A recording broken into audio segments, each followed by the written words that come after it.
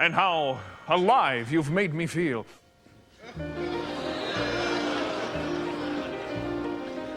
What was that?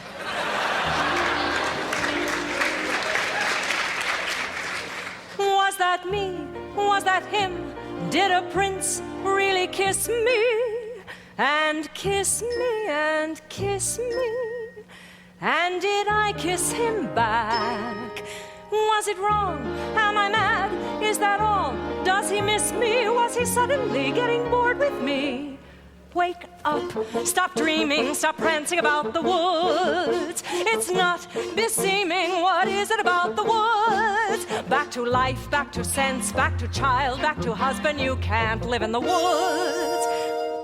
There are vows, there are ties, there are needs, there are standards, there are shouldn'ts and shoulds. Why not both instead?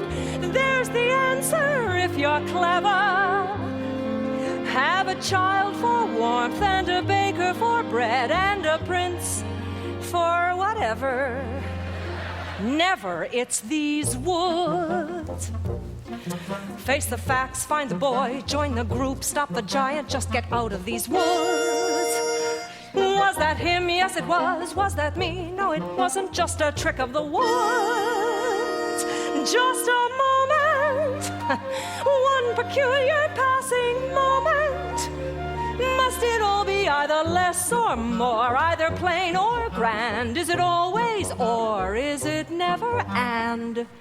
That's what woods are for those moments in the woods. Oh, if life were made of moments, even now and then a bad one. But if life were only moments, then you'd never know you had one. First a witch, then a child, then a prince, then a moment. Who can live in the woods? And to get what you wish only just for a moment, these are dangerous woods. Let the moment go. Don't forget it for a moment, though. Just remembering you've had an and when you're back to or. Makes the or mean more than it did before. Now I understand,